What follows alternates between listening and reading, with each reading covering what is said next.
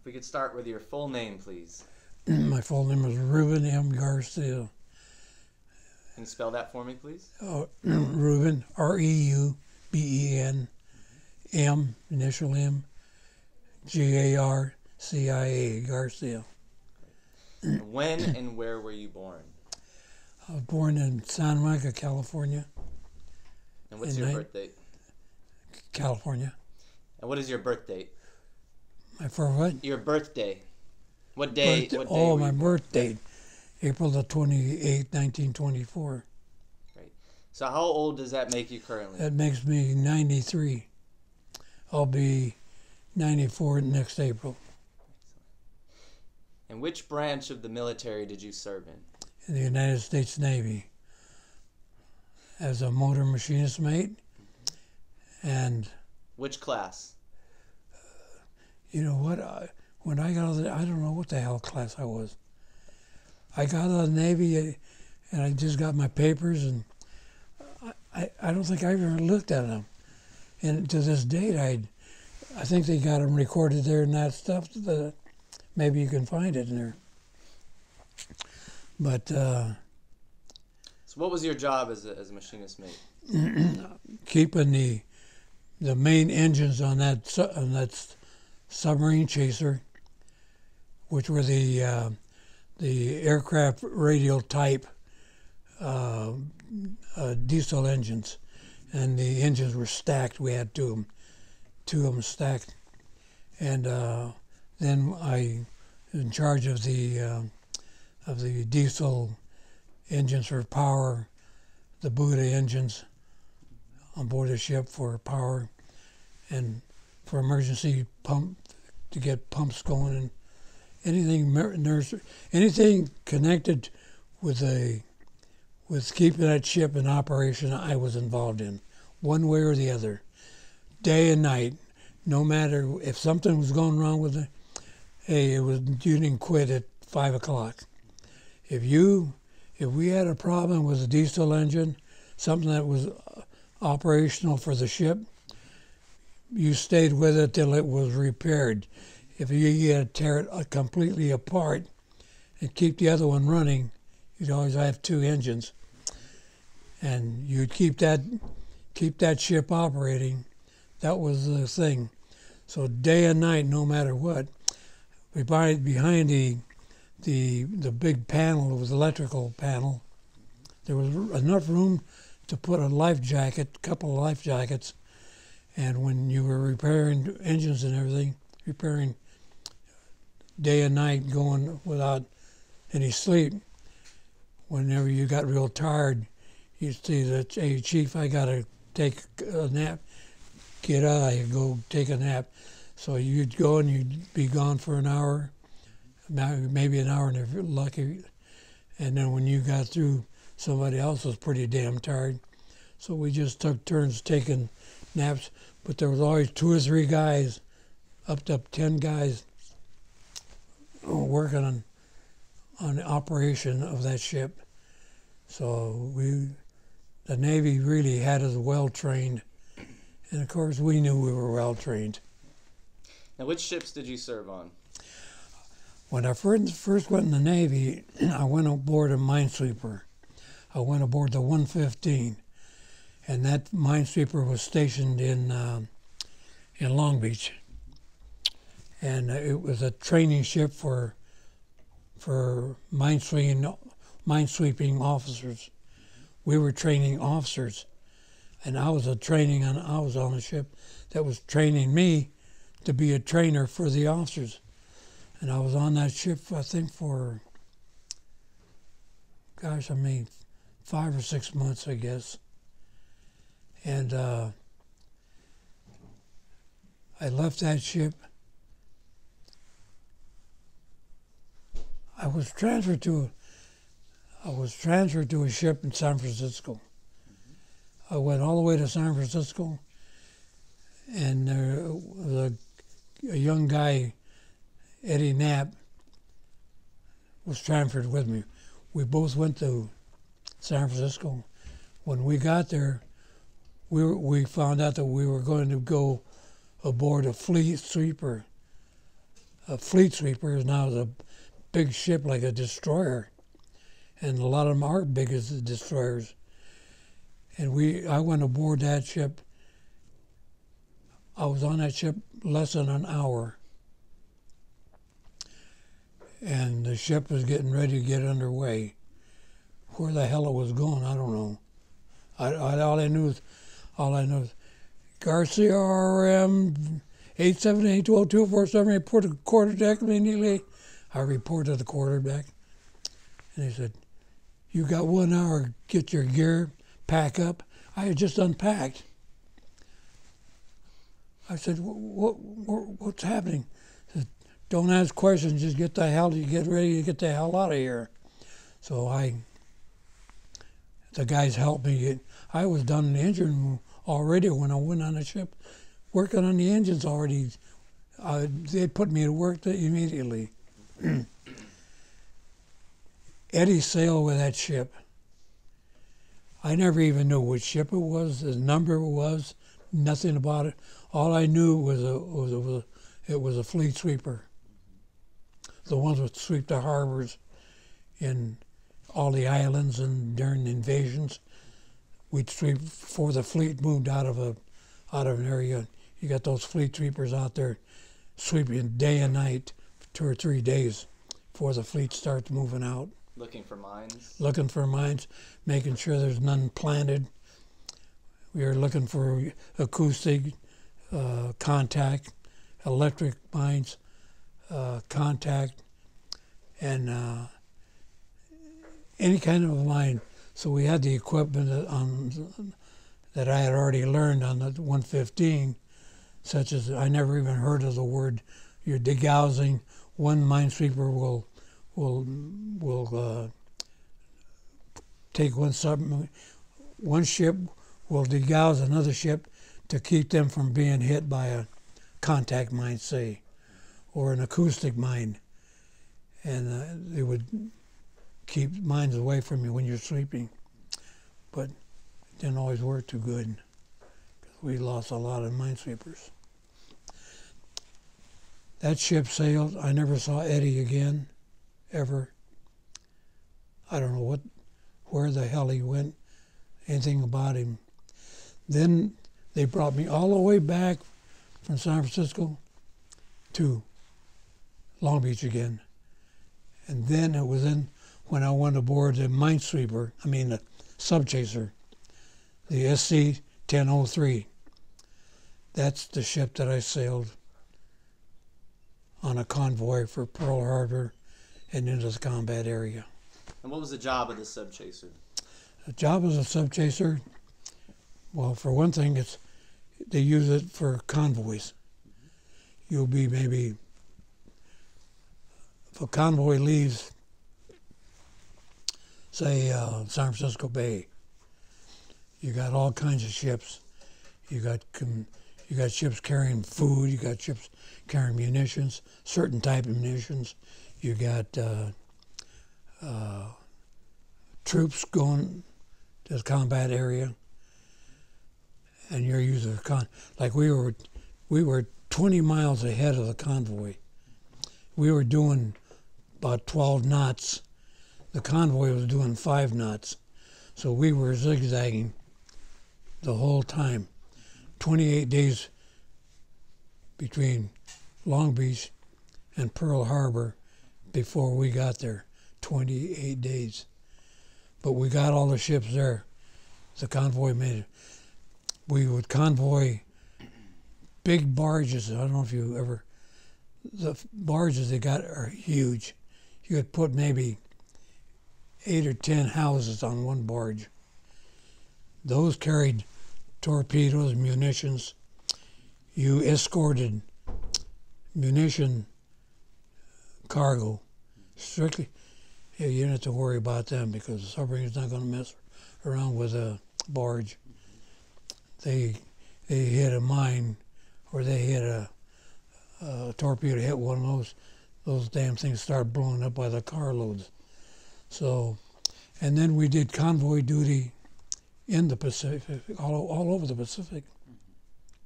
Let me ask you, what years did you serve? When did you enter And when did you exit the Navy? Well, the day is, I can't I'm not good on dates. I can't remember the days. But it's one of the days that she showed you. And I think, but I can't remember that I got out of the Navy December the 5th of 1945. The war was over.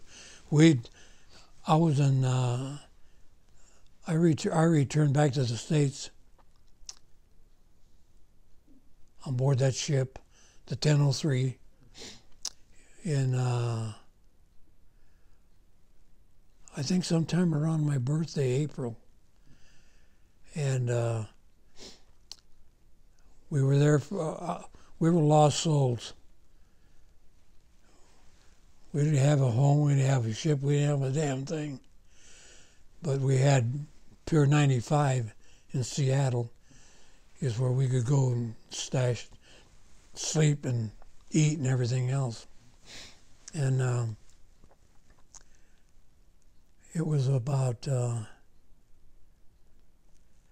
we start hearing scuttlebutt, as they call it in the Navy, that we were preparing for the invasion of Japan.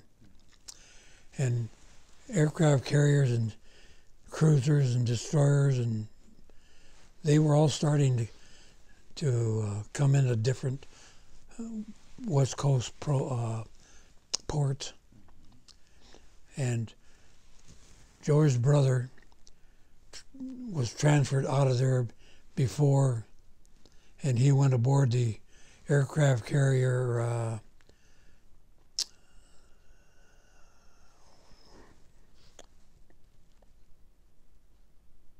gosh, I forget the name of it now. But anyway, and then I heard that I had that I was going to go aboard the aircraft carrier Boxer with the invasion of Japan, and we were going to meet. We were rendezvousing sometime in late August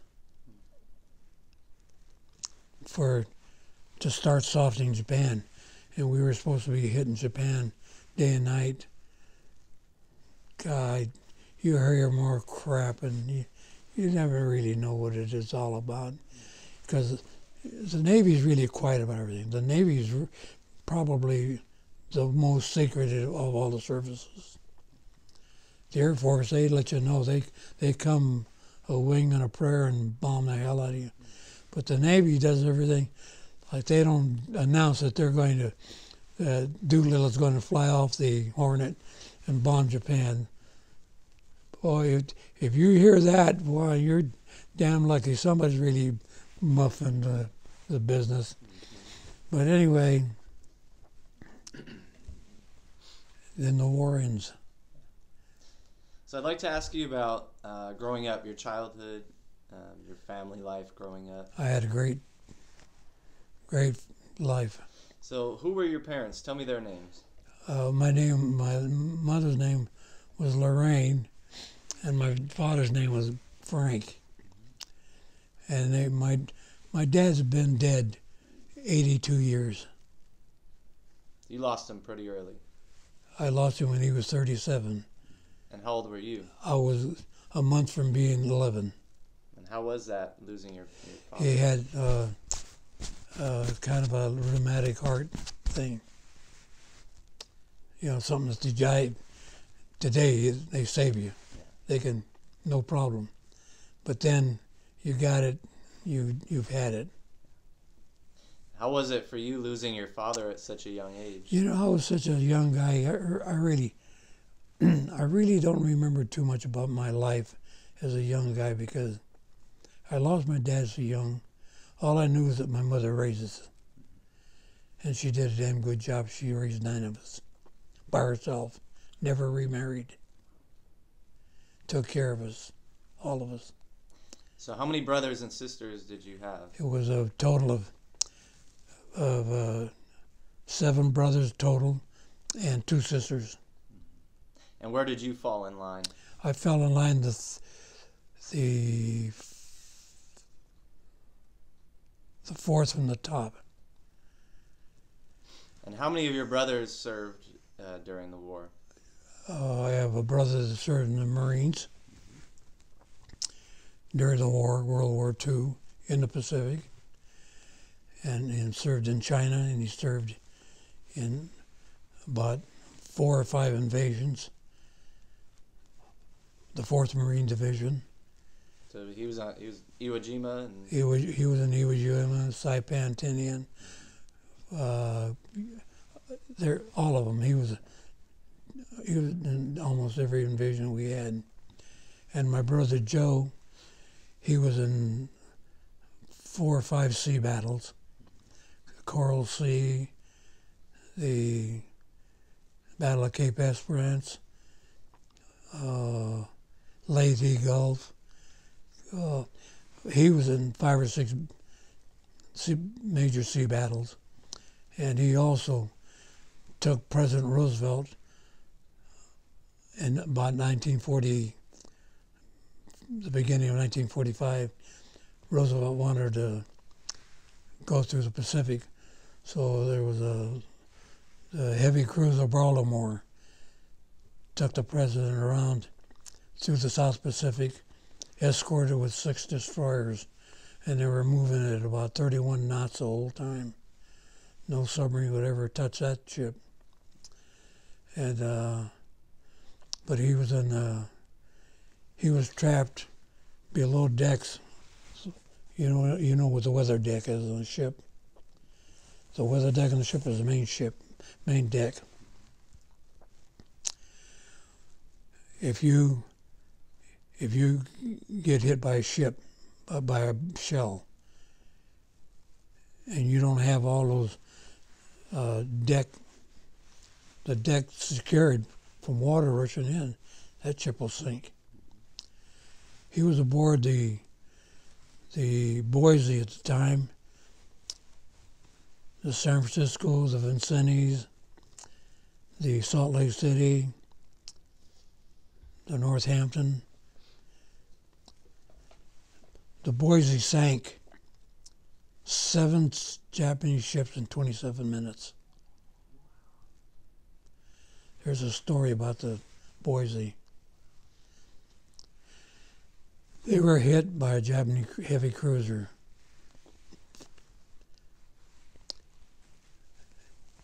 Their weather deck was 2 foot of water above. They had total integrity from sinking, but the guys all below decks were trapped. My brother was a machinist mate in the engine rooms on the big boilers, and he was down below trapped. The Boise went around the South America up on the East Coast to avoid Japanese submarines. But that ship, that crew, the old man talked about abandoning it. None of the guys on that ship wanted to abandon their crews. He said, hell no, we're not going to abandon them. They went clear around and up the East Coast to the Philadelphia Navy Yard, where they went up on a dry dock. And my brother was lucky enough to get out of that ship. But he would have died on that ship. So he was trapped below deck? He was trapped below decks. For how long? I think it took him 3 weeks to get up all the way back to Philadelphia.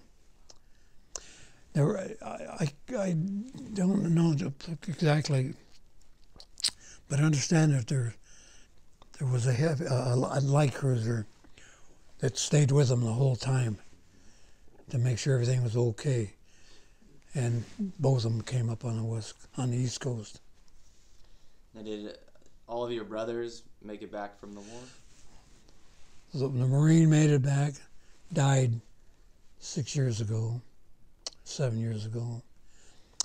The one that, Joe, the one was on the Boise, the Salt Lake City and the Baltimore. He recently died. He was 96. He was 96. He recently died in January or February at age 96. And then I have a sister between, was 94, and then I'm right down below that one. That's where I fit. That's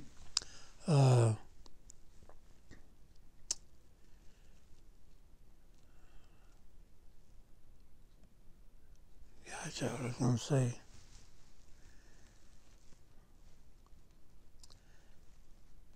I just asked if all of your siblings had returned. Oh, yeah.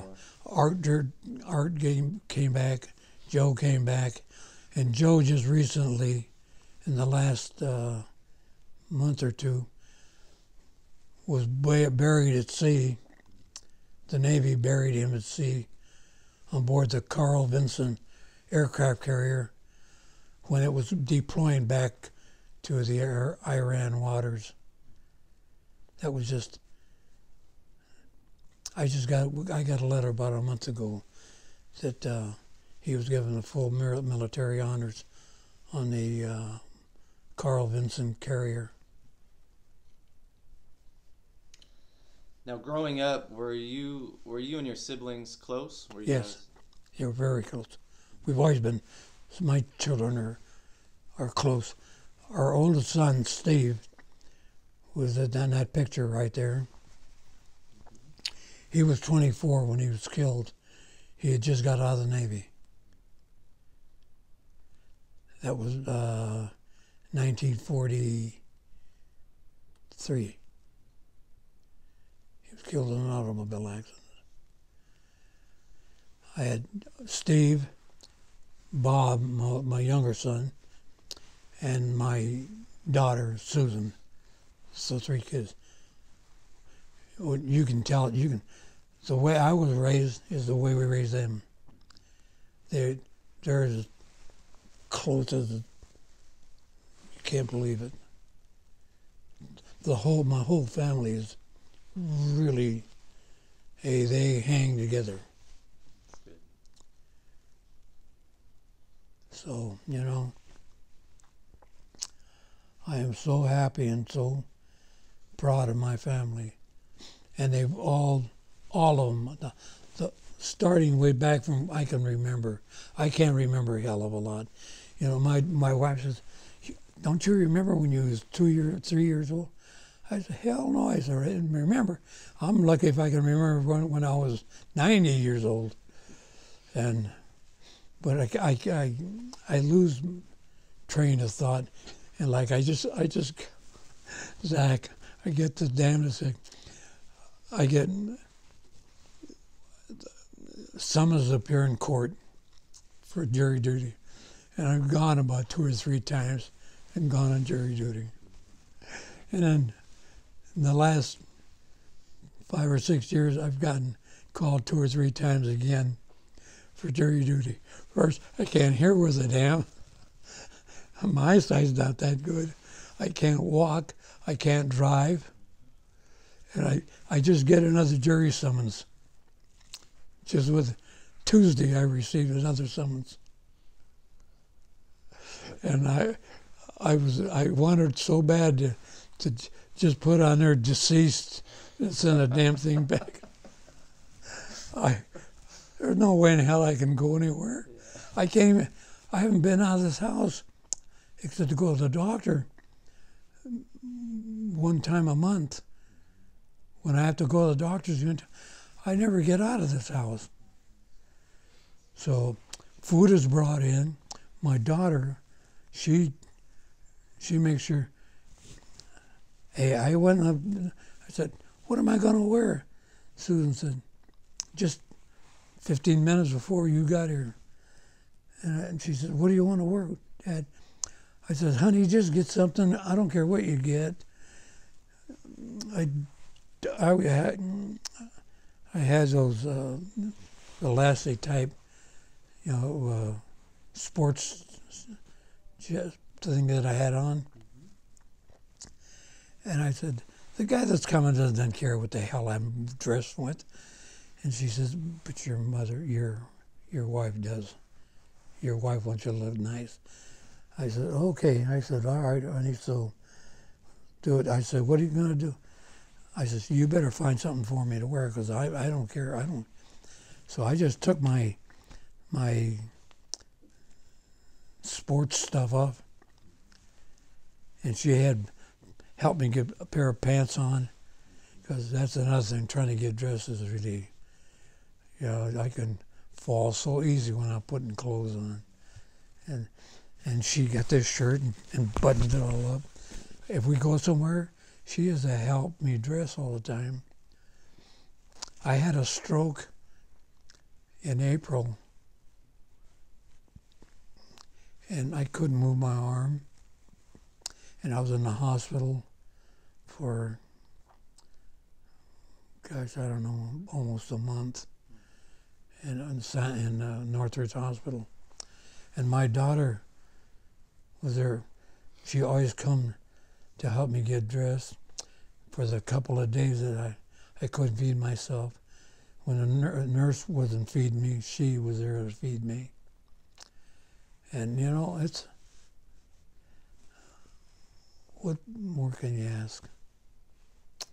I mean, I've had a very loving family, a very caring family, and people talk, well, why don't you go to in a home, one of those homes? Hey, I don't want to go to home. I want to stay right in my own house.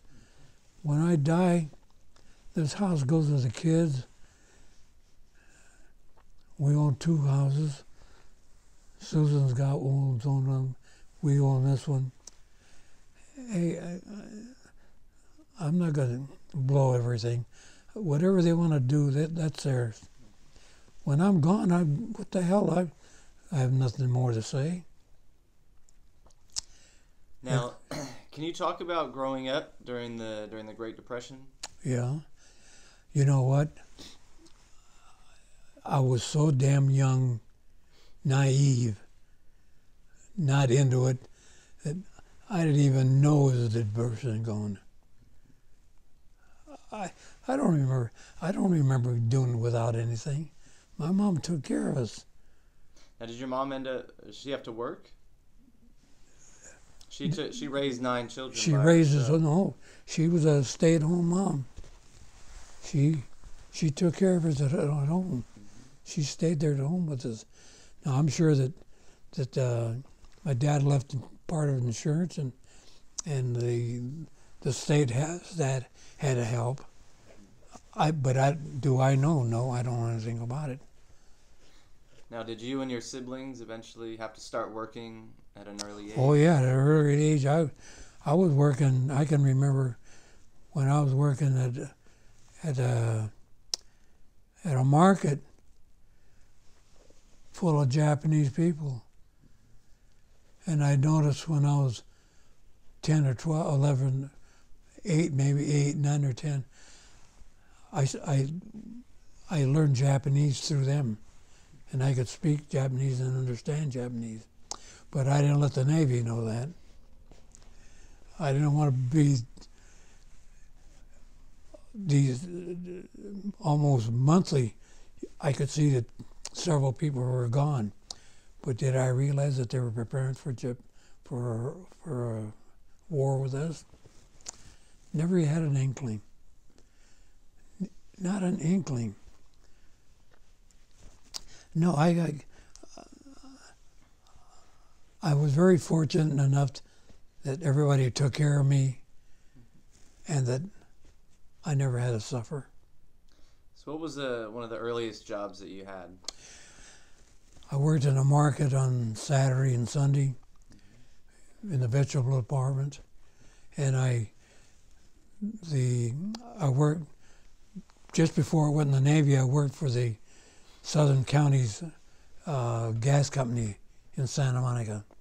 And you know how old you were at the time? Yeah, I think I was about 16. Do you remember how much money you were making? I have no. All I knew is that everything I made, my mom got. I never. I don't. I don't even remember receiving a check.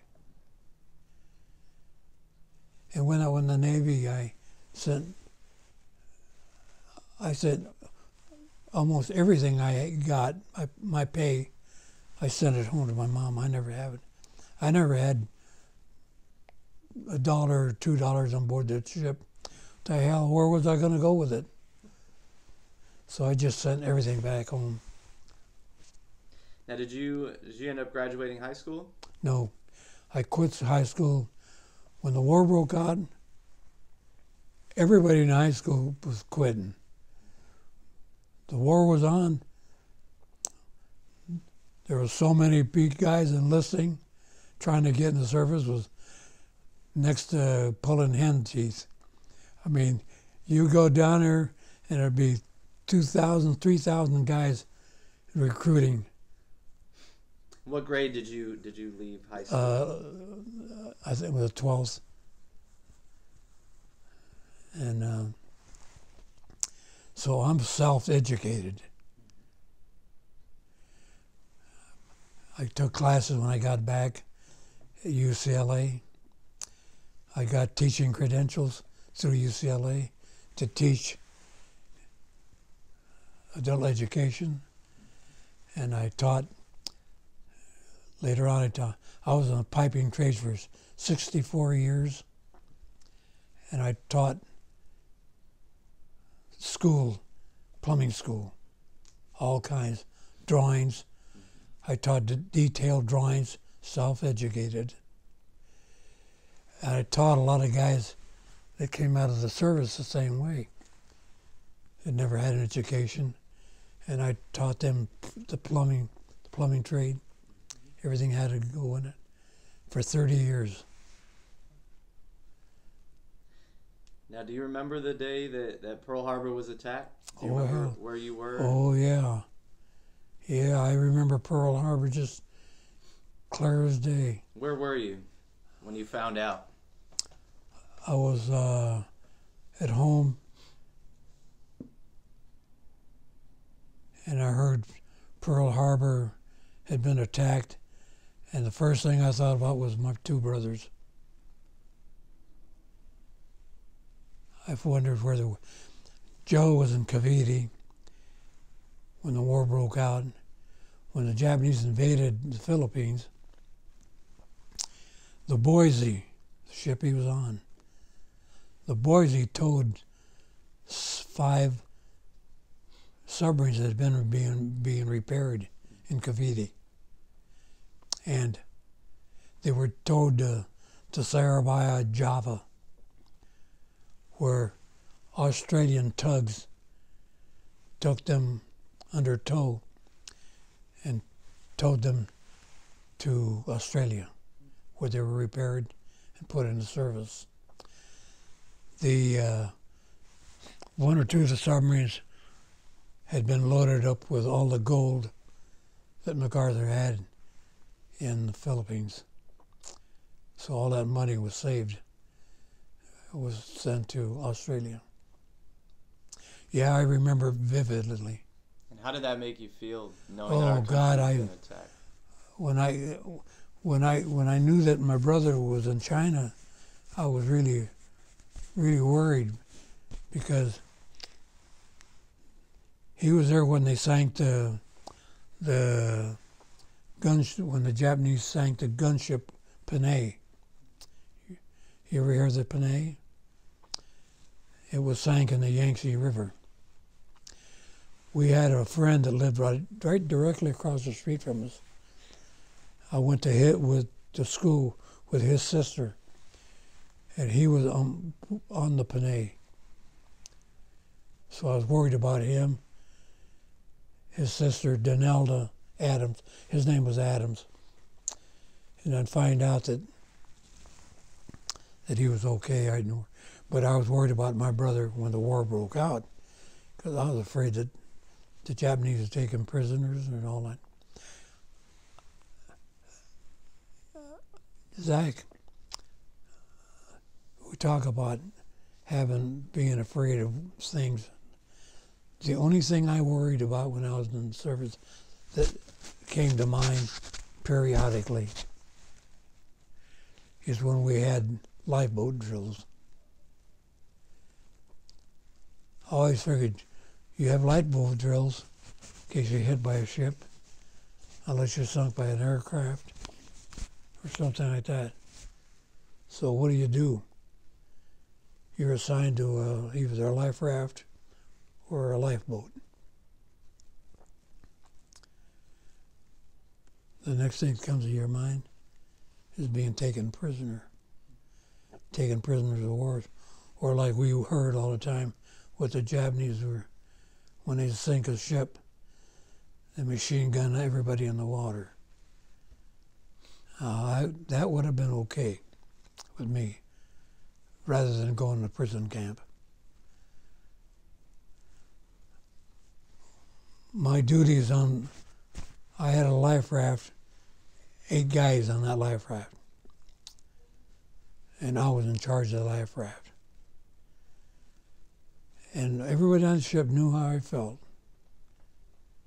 Les, her brother, he said, "Ribs, they're not going to take you alive." I said, "Hey, if a submarine could surface on us because of prisoners, we mounted a 3-inch gun, they mounted a 5-inch gun. Hey, they could blow us out of the water and nuts and flat and take us prisoners." I was in charge of a submachine gun, Thompson, and one of my guys was in charge of the munitions for that gun. Munition box about so big.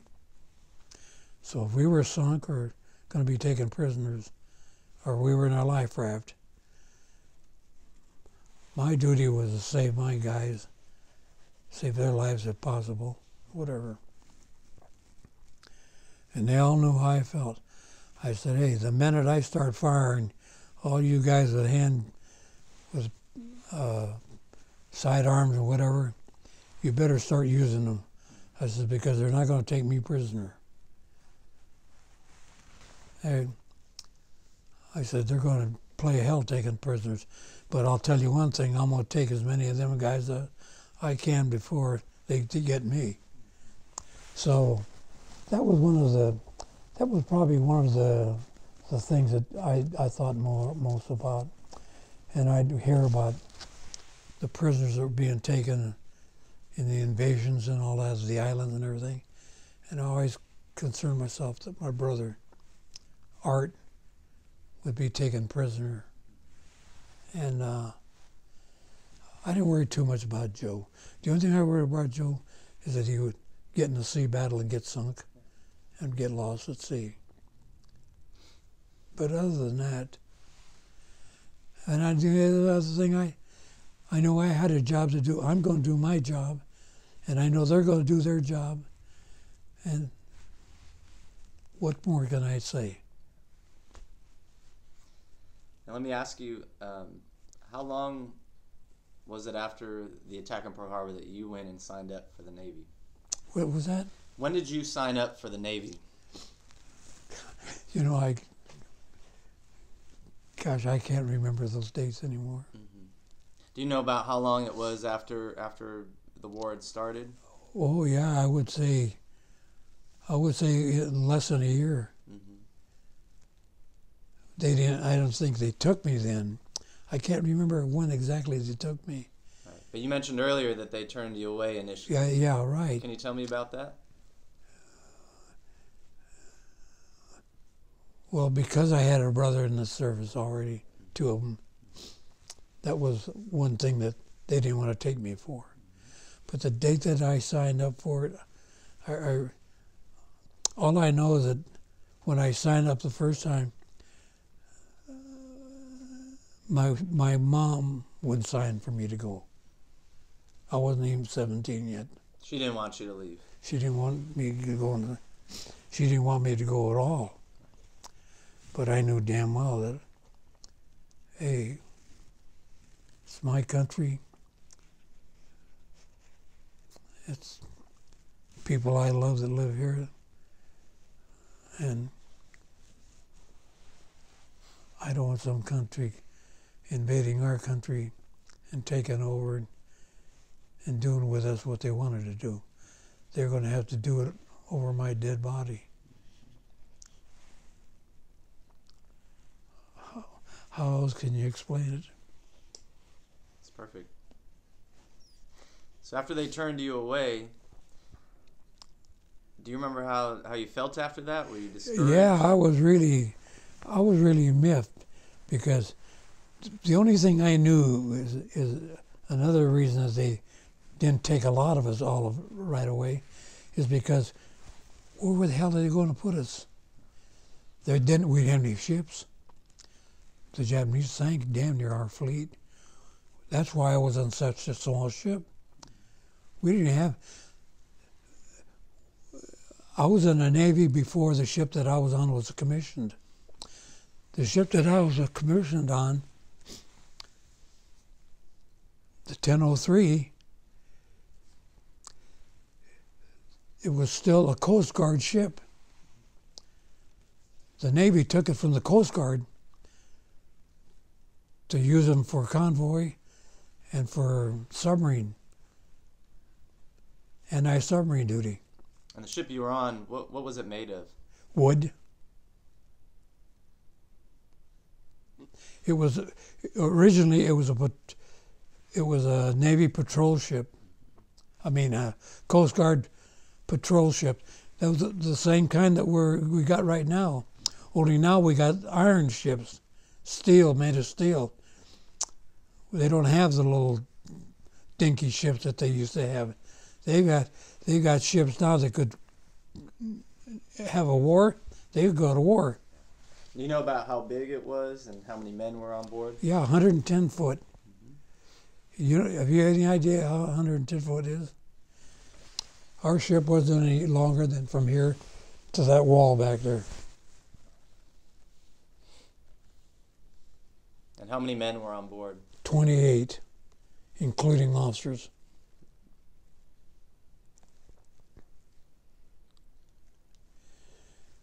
Those officers were so damn seasick at sea all the time. Did you ever get seasick? No. No, I was one of the at least four guys on a ship that never got seasick. Of course, I was born in Santa Monica. I love the ocean. I still do. Now let me ask you, why did you choose the Navy over any other branch? I always wanted to go in the Navy. As far as I can remember, I wanted to go. When I volunteered for the submarine service. That was really what I wanted to go into. I wanted to go in the submarine service, but there were so many guys on the submarine list, and even when the war ended, there were 3,000 or 4,000 guys on the list for the submarine service. I wanted to go to submarine school. And when I was young, I used to go diving all the time off the pier. And I used to like to dive as deep as we could for abalones and everything else. We used to go off the islands. I always wanted to, I love the sea. So it was a natural fit. It was a natural thing.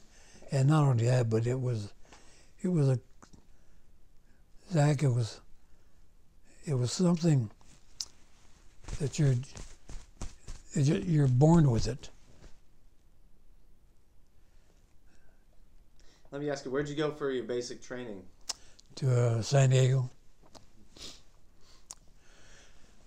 When the war ended,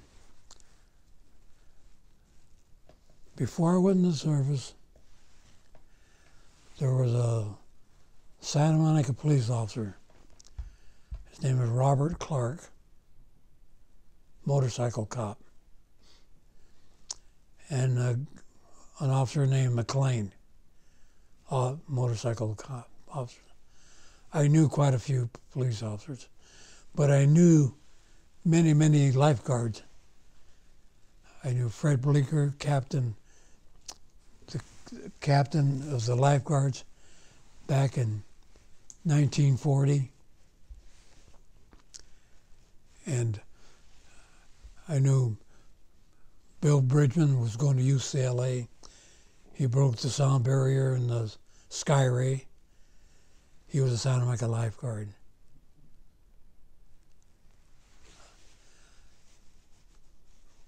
There were two brothers that were lifeguards that were in the movies. Johnny Weissmuller, you ever hear him? No. Johnny Weissmuller was Tarzan of the movies. Mm-hmm.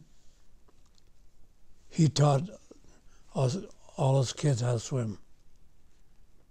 He was a Santa Monica lifeguard. I knew a lot of really important people. Now, is there anything that sticks out of your mind about your training, your first days there, and the adjustments that you had to make? No, I just took everything in stride my whole time in the service. I mean, it's just like, it's something that you have to do and you want to do, and that's how you figure and feel.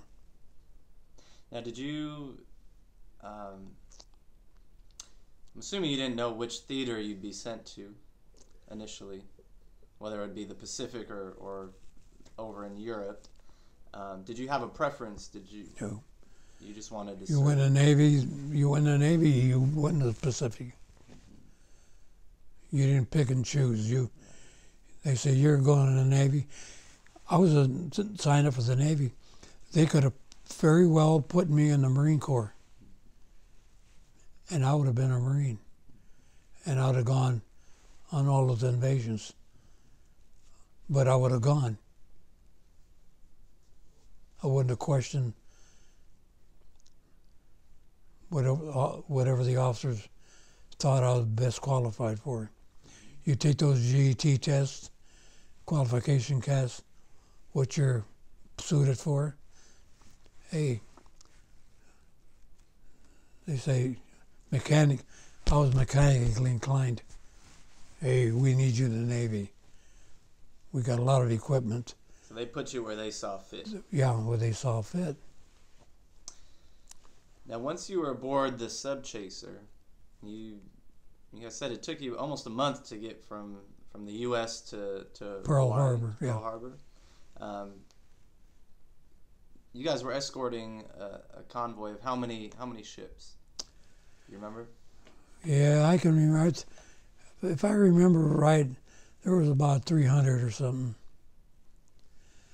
All I can remember is that when we left Long Beach, we were patrolling outside the harbor for at least 3 days before the main body of the convoy. And then you go out to sea so far, and you mingle with a bunch of more ships. And the convoy builds up. Now, would you be the only Sub Chaser out there? Or Oh, hell no. There was 50 of us out there at one time. And were they all about the same size? Yeah, it's the same size ship, same everything. And can you describe sort of the techniques that you guys would employ to search for subs? Oh yeah, if we spotted a submarine, which we did, everybody knew me right now. General quarters. You go to general quarters. No matter what I was doing, I was down in the engine room right now. The gunner's mates were getting equipment out.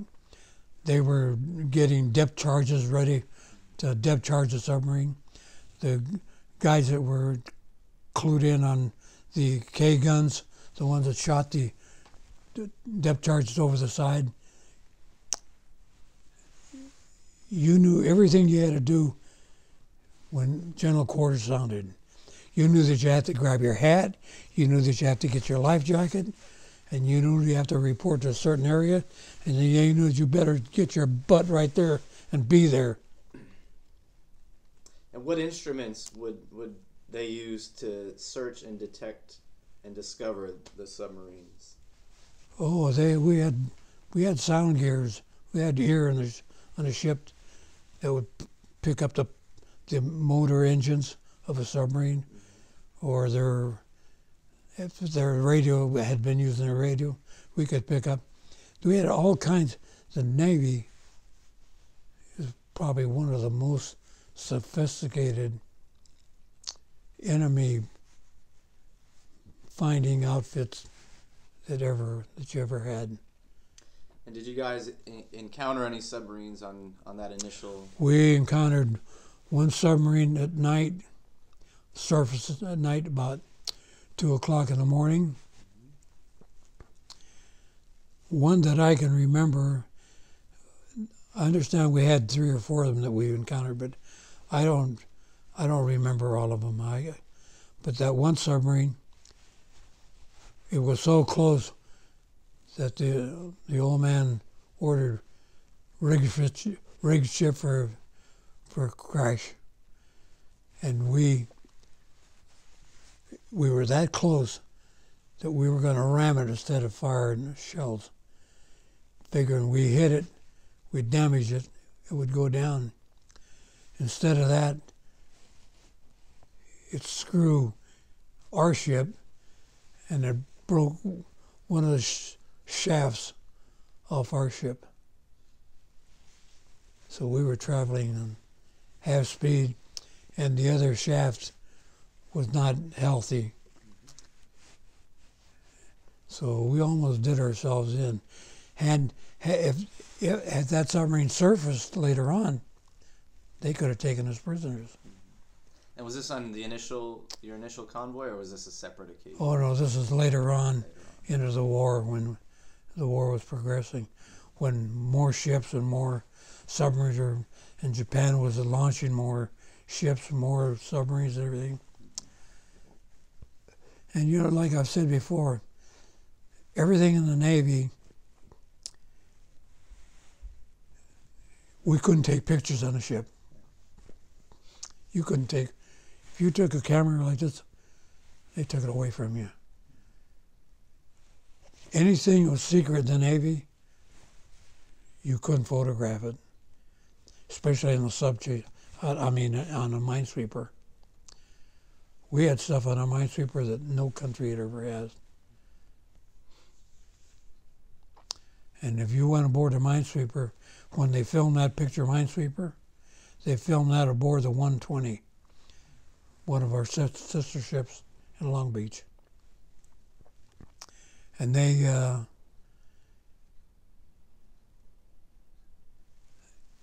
everything top secret in the Navy was covered in canvas.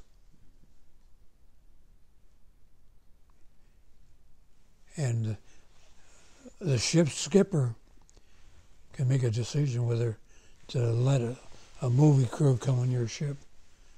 Not the Navy, your skipper, the man that runs that ship. They like to film movies on the nicest kept looking ships. The 115 was a ship I was on.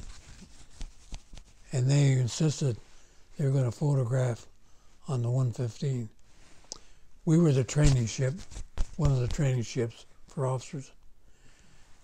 Oh, no. You're not going to film anything on this ship. That's why they filmed it on the 115. The 120. Because our skipper wouldn't let them come aboard. And he can do it. You have to ask permission. You ask that flag, can I come aboard your ship? And you salute that flag. And then you salute that officer, permission to come aboard. Permission denied. Your flag and your skipper deny. They protect their crews. Rightfully so. Now, once you guys arrived at Pearl Harbor, We went right into dry dock to get us ship shape to ship out, which had been about maybe 3 months later. They scraped our bottom. We painted the bottom. We repaired it. We tore the engines down. We did this. We did that, everything. Nobody else did it. We did it. The crew. you must have had a sense of pride in that. Hey, you have a sense, not only a sense of pride, but you know, everything's got to be top notch, or you're going to have a disaster. No cutting corners. If something's not right, you damn well better make it right. If we ordered parts for our engines and they said, well, we don't have that part, well, you damn well better get that part and get it fast. They'd go anywhere to get that part. Would our skipper allow a part from the same part from another ship? Hell no. All those parts are numbered. You got that part, you better get that part. If you want us to sail on a certain date, you better have that part here, or this ship's not sailing anywhere. Once you guys left Pearl Harbor again, where did you go from there? From there, we took that convoy on. Where were you headed? Well, first the islands we hit was the Kwajalein. The Marines had just invaded Kwajalein and took it over.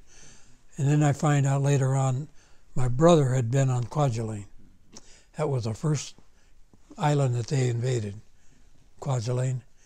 And he was stationed on Kwajalein for several months, holding the island until they got reinforcements. Because my brother was on an invasion team.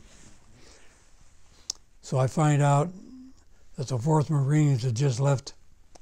And how I found out, there's a guy named that I went to school with.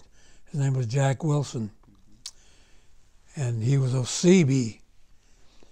And he was a CB cook. And through him, when we ran into each other on the island, I said, hey, what Marine Division was in, you know? Yeah, the 4th Marine Division was in here. They just left a couple of months ago. No kidding. I might have run into my brother, but I didn't. So did you guys arrive there before or after? After the invasion. Okay. And what was your intention, or what was your purpose for being there? We were bringing equipment, machinery. We were bringing food. We were bringing stuff to build tents, to build Quonset huts, all kinds of. As we invaded an island, that island was fortified immediately. They didn't want a turnaround. They didn't want the Japanese to turn right around and reinvade the island. They wanted that island to be fortified again the minute we had to keep from getting reinvaded. See, we lost Guadalcanal once. The Japanese took Rayball and Bougainville, and the Marines had to go back in there and fortify the army that took over.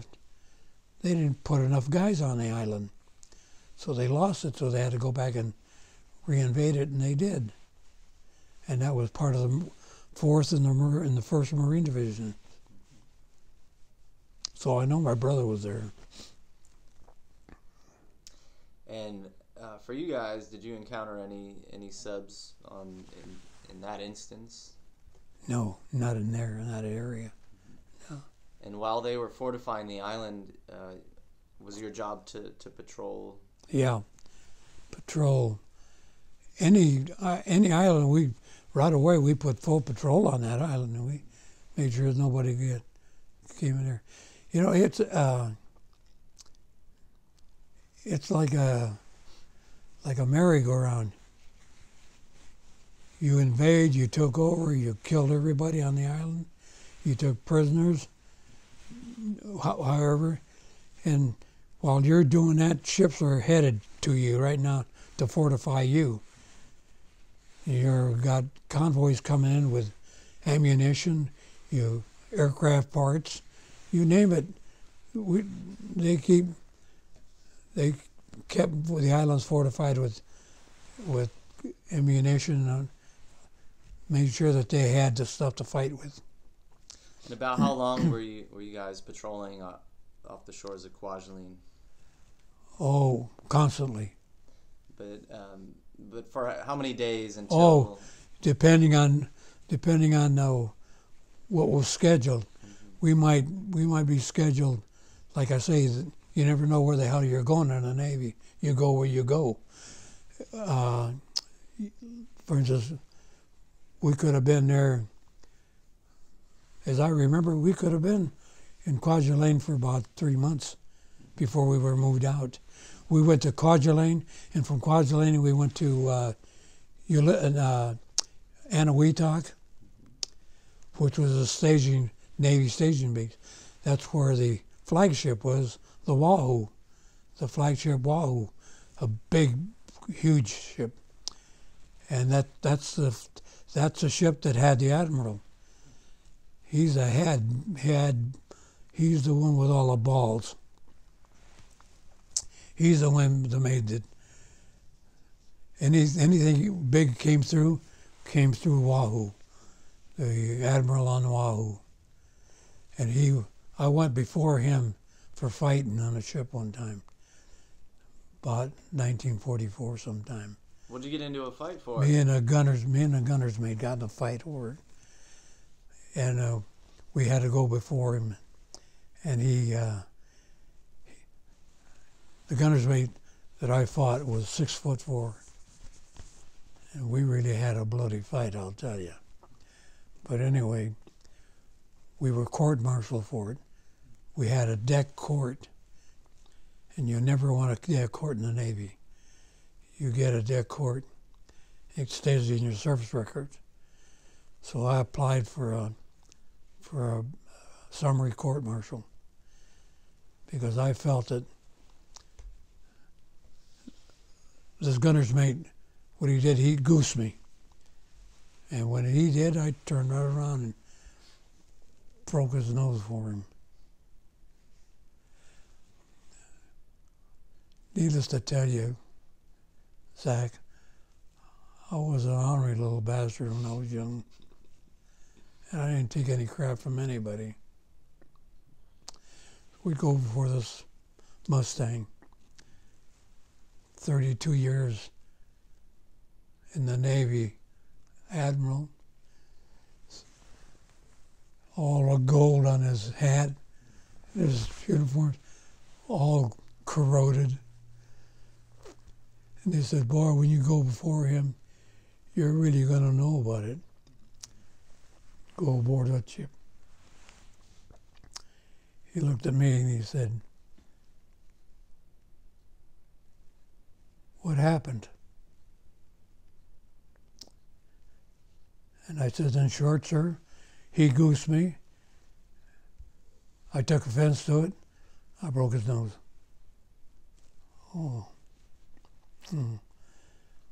Why did you take offense? I said, because I didn't feel that he had any right putting his hands on me in any way. He said, I'll go along with that. And he looks at guns about that much taller than me. And he said, how come you pick on such a smaller guy than you? Guns looked at, he says, Well, sir, he may be little, he may be small, but he's tough as hell, I'll tell you that. The old man, he says, looked at me first and, you like to fight? I said, I fight if I have to. He said, why did you come out here in the Navy? I said, because I had a couple brothers out here already. And I said, if I have to fight, I fight. And I said, I came out here to fight. He bawled our skipper out. He said, you got two guys here that want to fight. And you're court-martialing them for fighting. He said, why don't you send them back to the States? He really climbed all over our skipper. Oh, my God. And I knew, oh, shit. We're going to catch hell when we get back to the ship. And he says, I'm telling you. He said, we got guys out here that don't want to fight. They're afraid. He said, we're going to keep those guys out here. But if you got guys that don't know how to fight, why keep them? We want fighting men out here. And he said, right now, he says, this case is dismissed on both guns and I said to God, I have the engine room officer, he's Lieutenant J.G. Because they have to introduce you as the admiral and all that crap. And God, I can remember guns. Oh man, I said, we're in for it for sure. So anyway, we got back to the ship, and sure as hell, he gave us a captain's mass, which he could, with 100 hours extra duty to be done at sea.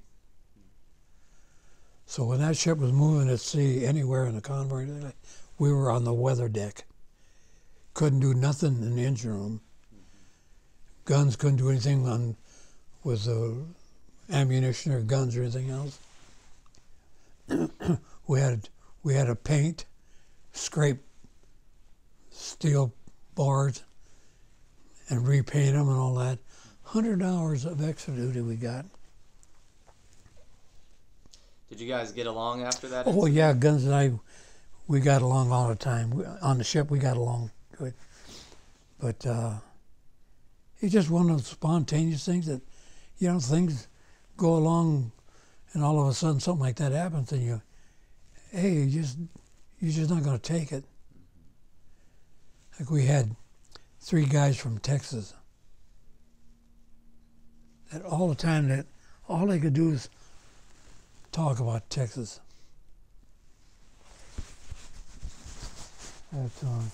I said, why don't you tell us something nice about Texas or keep your mouth shut? Used to gripe the hell out of me. And I said, you guys talk tough and you guys think that you're king on the roost. I said, well, here's one guy that don't think so, and anytime you want to prove it, we'll prove it. But other than that, it's just the regular things that happen. But I was telling you about Bobby Clark, that officer, and the people that I knew before. And when I came to Terminal Island, to the naval prison,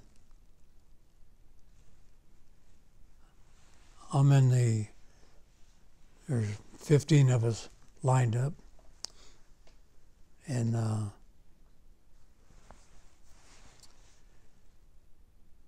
Bobby Clark says, you men have been picked to be officers in Terminal Island until you're discharged.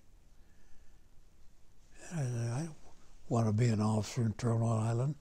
Hey, you got the black hats, which are the mostly Marines.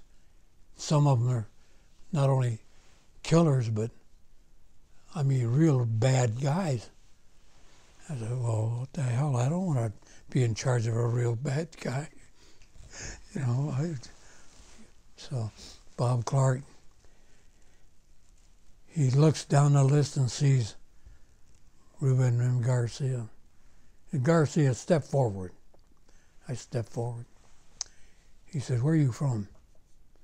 I said, Santa Monica, California. He said, were you a junior lifeguard? I said, yes, sir. And he said, we got a good job for you. He said, we got 30 guys that are prisoners at large. You're their boss starting right now. I said, oh, crap. I said, prisoners at large are guys that are semi-checked all the time. You had to know where they were, and you had to know everything about them and get information from them. So, and then he tells me to report to the Provost Marshal's office when you're dismissed. I said, yes, sir. And this was after you had finished your service on the Subchaser? Yeah. Yeah, I'm back. I'm getting discharged. Okay, can we rewind a bit and talk about the rest of your journey, the rest of your time spent on the Subchaser? And so we covered when you were at Kwajalein, and then I forget, where did you say you went following that? We were, gosh, I can't remember them all. Have you got time for me to just get a book and show you something? Sure, yeah. Can you? Yeah. Let me get it. Here, I'm gonna. Okay, you got it. Mm-hmm. These, you know what? In the den on that window on that side, Yep. There's a pair of glasses. You got it. There's a candy bar by them, so you see the glass.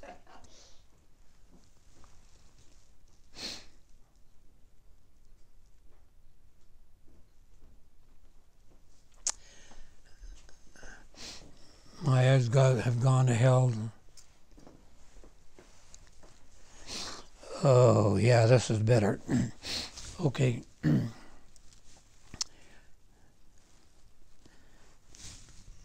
Okay, see all these right here, all these things right here? Mm-hmm. Those are all submarines in the East China Sea. The South China Sea down here. The Sea of Japan, here's Japan. Here, these are all the submarines that we patrolled with. And they go all the way to the Philippine Sea. Anything that left Japan, we want to make damn sure that. So you see, all these submarines were all had different stations, and I can't remember the names of them all, but I'm sure that you can. I'm sure that you can see them better than I can. Mm-hmm.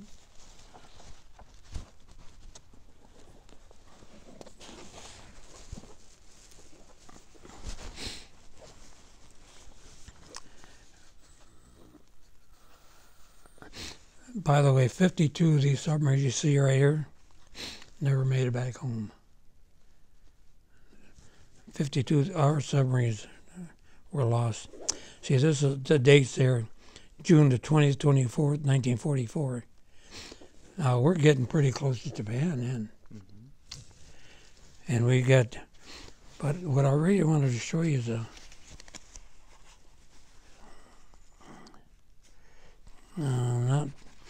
not the Bismarck. See, it was, I used to have these.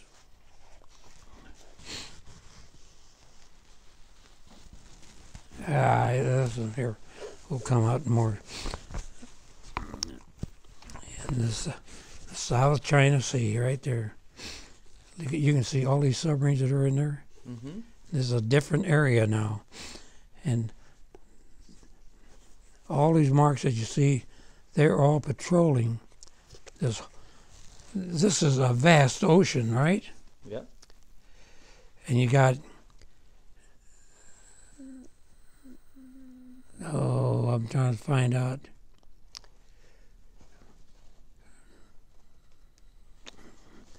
I'm just so darn lost with this thing now. Well, there's some of these islands that we invaded that we never ever made it into.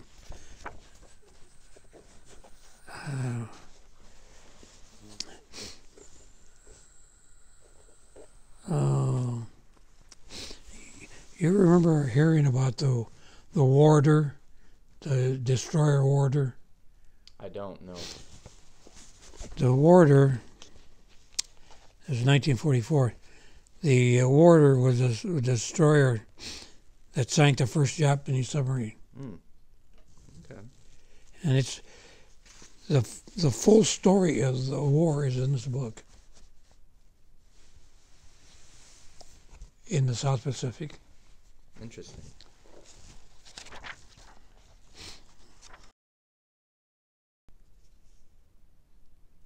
I don't know.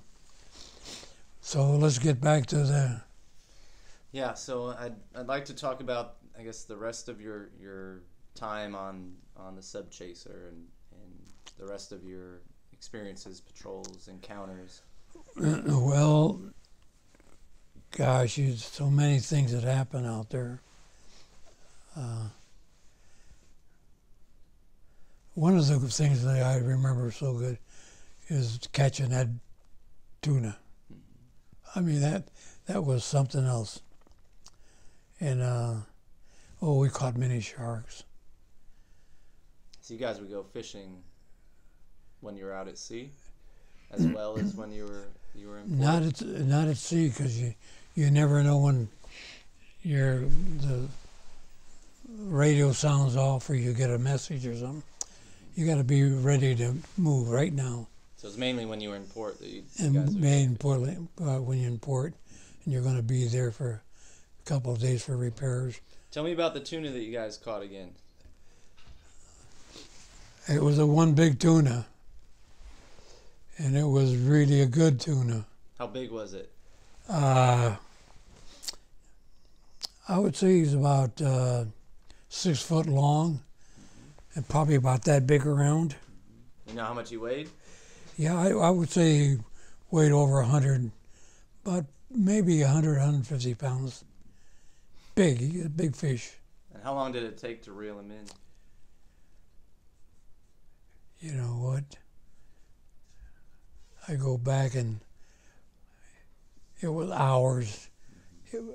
I can't really remember now, but I can remember the guys all coming around. Man, how many hours? A couple more hours will be going. And everybody was wondering how much longer that thing was going to be tired out and give us the coast. But I'd say roughly maybe between 25 and 30 hours to catch him. You know, they don't. Okay. Anyway, her brother's up there with that big light. Mm-hmm. We got that far, I was going to tell you. And all the guys on the ship, they all take turns at service. Because he's up there for 4 hours, a regular watch. And I got up there and I said to him, when I crawled up and water was coming over the forecastle, and I said to him, I said, hey, when you find that mine, come back, I'm going to be back in the engine room taking a nap. And he's up there all wet. He's got rain weather suit on and everything to keep it dry. And he says, I says, when you spot it, be really careful. And I said, but the minute you do, would you come back there and wake me up and let me know? And he turns around and he says, go to hell. Because I know damn well if that mind gets that close to you, it's going to go. To all the guys. What was the procedure if you were to locate the mine? What was the procedure for disarming it or removing it from the ocean, or what is the process? Well, my process, the first process, as I would say, run the hell out of there and go. But no, we got sharpshooters with rifles, and the minute you see we shot about 6 or 7 of them. Those guys, the daylight, even as they're going up and down, those guys are so good. They, bam. And one shot would take care of it? Oh, yeah.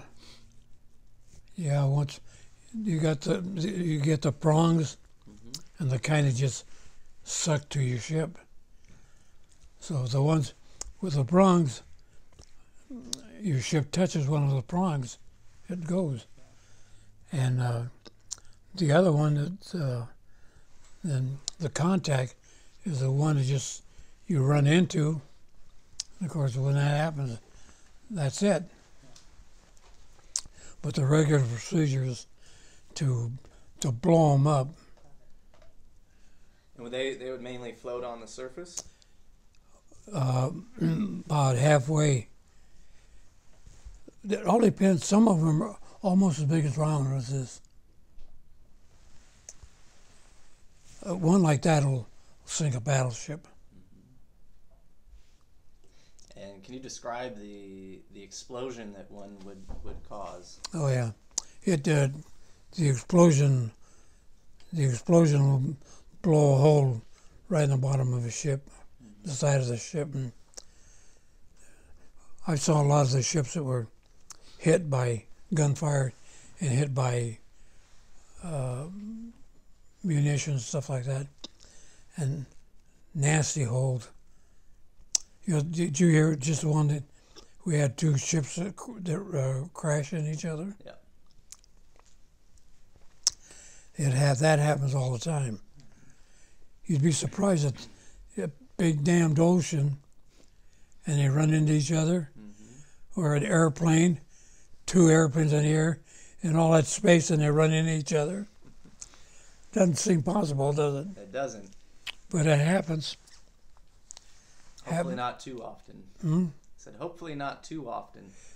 Hopefully not too often, right. Now, you were in the Pacific, in the South China Sea. Can you describe or tell me about some of the bad weather days that you guys would have? Well, you have, say for instance, you have a day like this, and just like this right now, and you're underway. Your ship you're moving, and the next thing you know, it's just pouring down rain.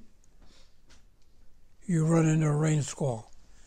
It'll be, and in the next few minutes, it gets so damn rough you can't believe it. The wind starts blowing. Your ship start losing steerage. If you get in some of these big storms, it blows you so hard that you have to give up and go with the storm as much as you can without getting out of too far off course. But but when it starts raining, the wind is blowing, and the waves are big, there's nothing you can do about it. And this happens all the time. I mean, that's part of your ocean. When I went out into the North Pacific, our North Pacific, and we got in the storms there, guy couldn't believe we was in the North Pacific, because you figure the Pacific's not going to be rough like that. Hell, sometimes it gets so rough in the North Pacific. It's just unbelievable. How high would the waves get, would you say? I've seen them as high as 30 to 40 feet high. You can have a wave. You can have a wave and be up on the top of the crest, and the ships next to you, they're down 40 foot lower than you are, like this. The next thing you know, you're way the hell down there, and you're up there, and they're down there. Now, when you get storms like that, and the wind blows, that ship can just go any place it wants to. There's no giving. So you have to try to compensate with your propellers and turn, if you have to, you turn into the wind. Because if you don't turn into the wind, it'll just take you wherever it wants. So a lot of times you have to turn into the wind and go into the waves. Well, when you go into those waves, some of them are huge. The water completely covers the ship. I mean, you can't even see a ship there. Now, would you guys take on water? Oh, when you take on water, you know, all the hatches are clamped down. And when you rig for general control or general quarters or something like that, everything closes up. Nothing is open, and you can't open some of those. It's a taboo. You just don't open them, because if you don't, you can sink your ship. And in some of those storms, boy, a storm can come up in minutes. You never know when you're going to hit a real big storm, or you get a big electrical storm with lightning and like thunders, a lot of noise. And the only thing you can think about is that make damn sure that got watertight integrity in a ship. If you don't, you could take the deep six.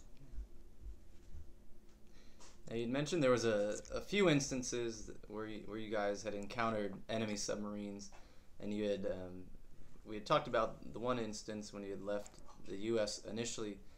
Can you talk about the other instances where you guys had encountered? Well, if you spot a sub, the thing is there's a damn many submarines out there. Of course, a lot of them are ours, a lot of them are theirs. But the thing is, before you attack a submarine, you got to try to contact and go IFF. What does that mean? Identification, friend or foe, because you might be attacking your own submarine. And of course, at sea, every submarine is a enemy to the surface craft. If you're in a surface ship, like a destroyer, cruiser, battleship, you know, you got identification areas, and you identify by numbers. There's numbers that they can let you have and identify, and the codes, the different codes that identify. You've seen them. They raise those flags up.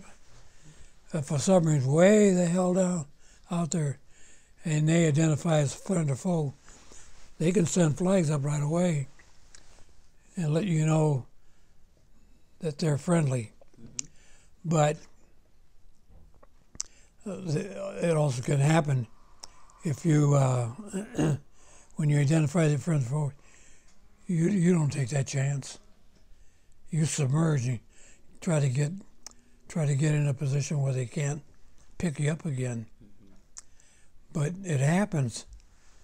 And a lot of those submarines that went down, that are our submarines, some of those could have been taken down by our own ships.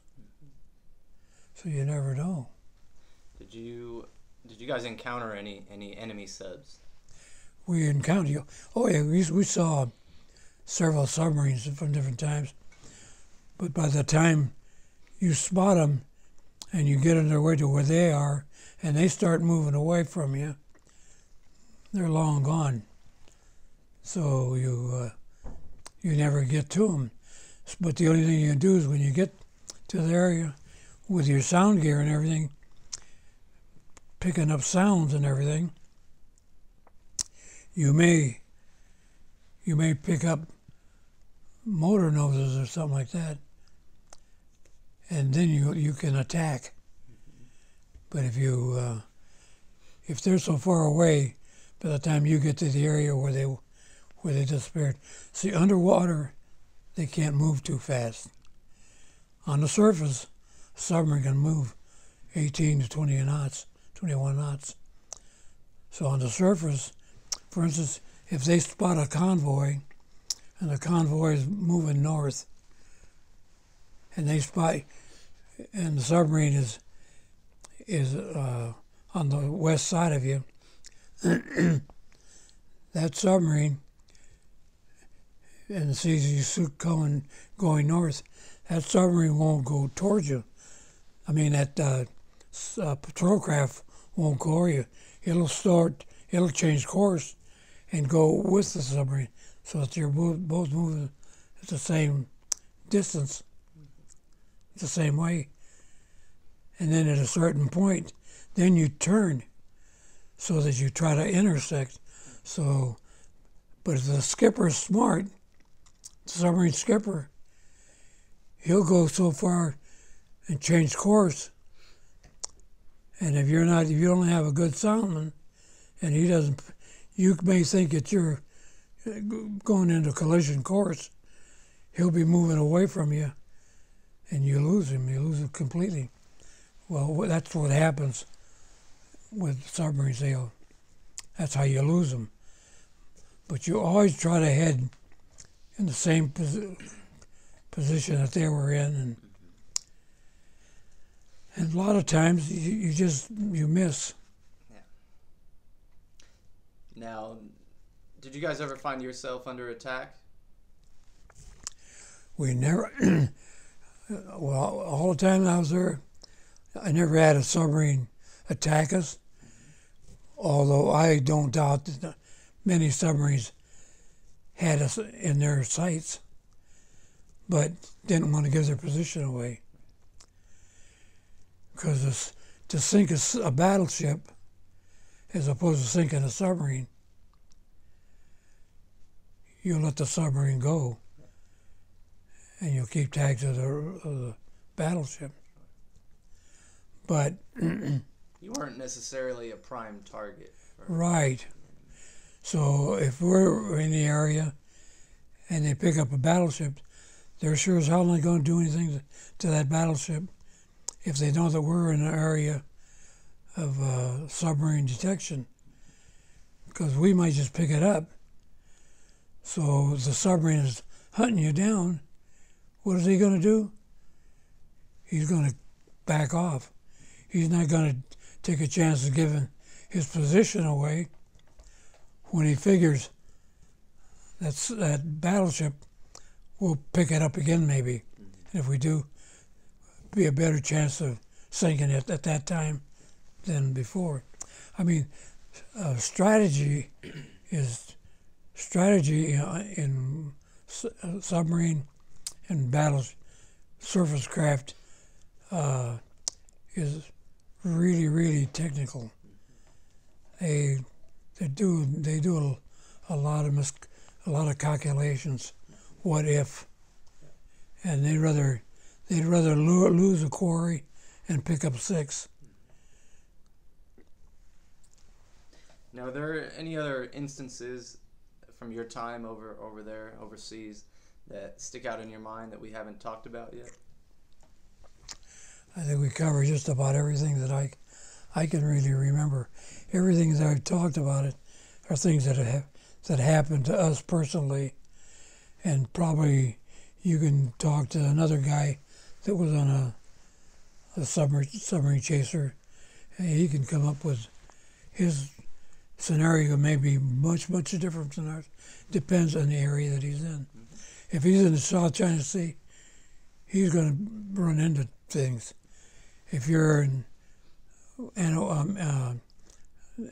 Gilbert Islands or Kwajalein areas, Marianas, or something like that, it's not as likely that you're going to run into a combat ship, because they're being utilized and need them too much in different areas.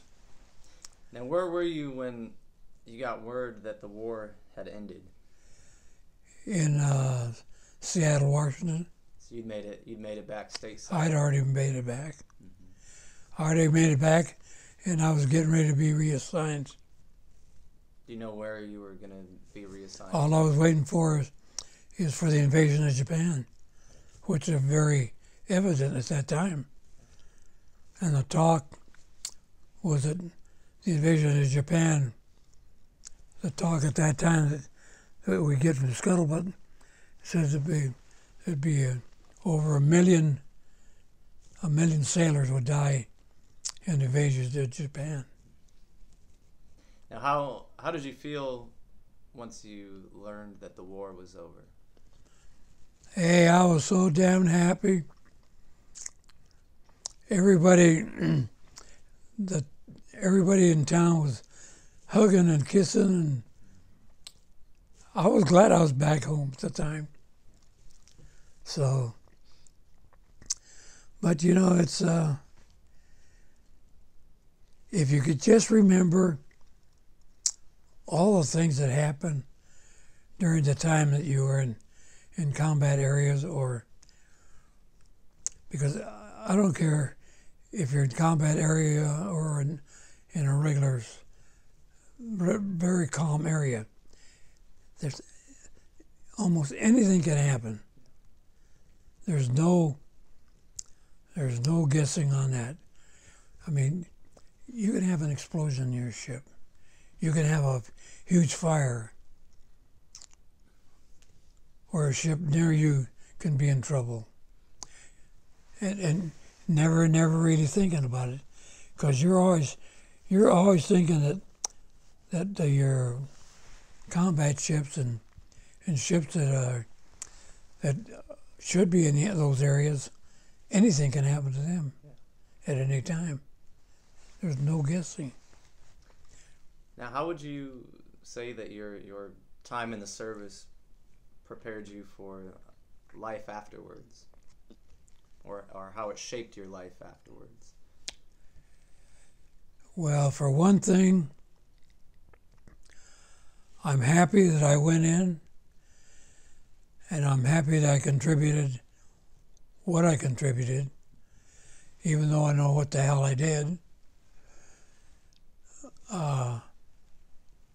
But I do know one thing, that because me being out there had to have some kind of a change in the war. Had I not been out there, the ship that I was on, everything, it could have been different, but it wasn't. So it was meant to be, and that's the way it came out. But would I do this again? In a minute. I know damn well that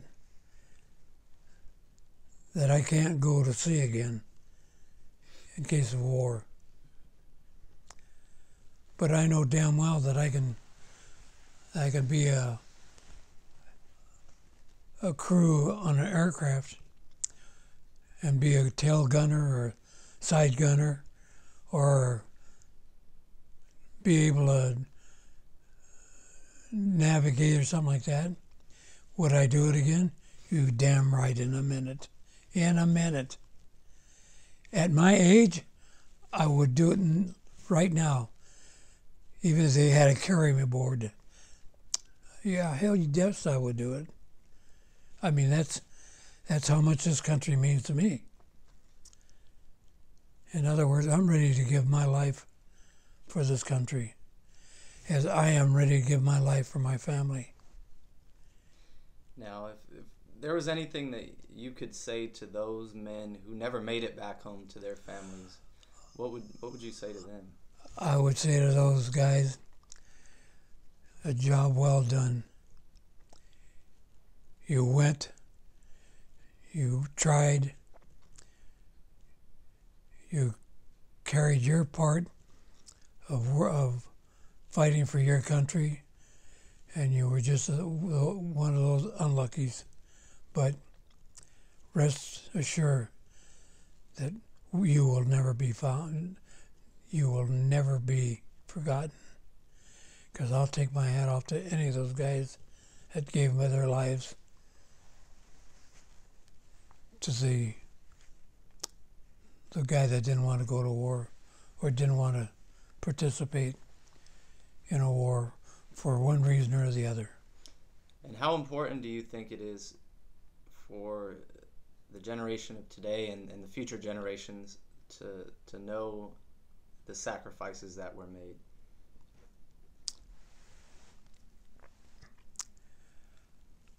I think it's so damn important to educate our generations as they come, generation after generation, and remind them of the sacrifice that has been done before them.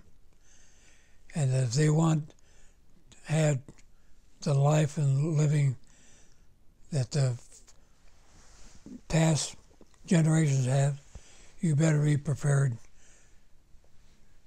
to protect your country and go to war and do what is necessary to keep your country safe.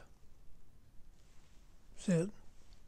And if you had any advice or any guidance that you could provide to my generation or future generations, what would that be?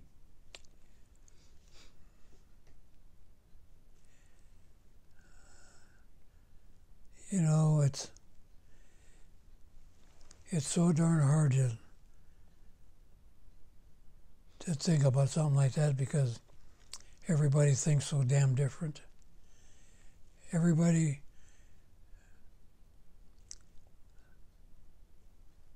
the person that is really genuine and really believes in himself is the one that's going to do the best for your country in the future. But you better love yourself, and you better believe in what you do, or it's not worth it. And lastly, how would you like to be remembered? I would like to be remembered, Zach, is a guy that loves his country, and I love the way that our government has taken care of this country through the years. Although I know everything has not been exactly the way I would like to see it done, you still have to put your trust in the people that you feel are best suited to do the job of running this country.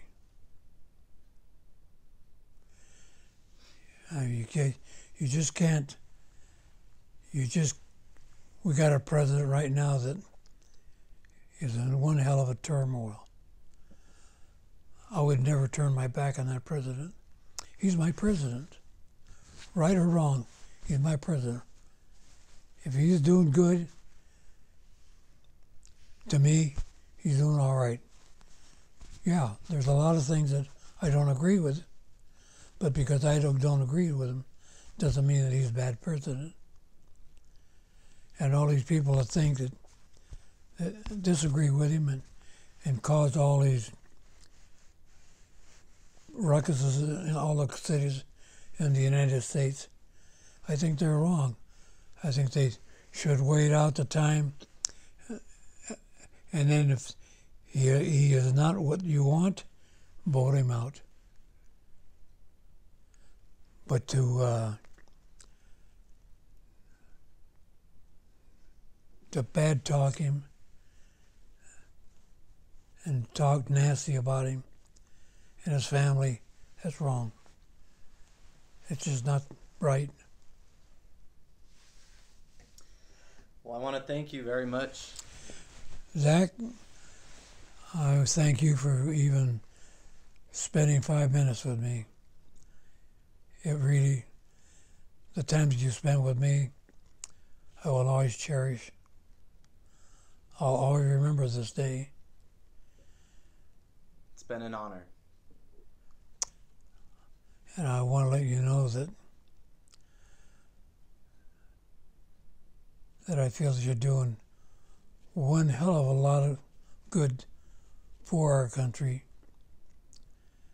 and that more people should be taking the initiative to do things for the country that loves them and takes care of them instead of tearing the country down.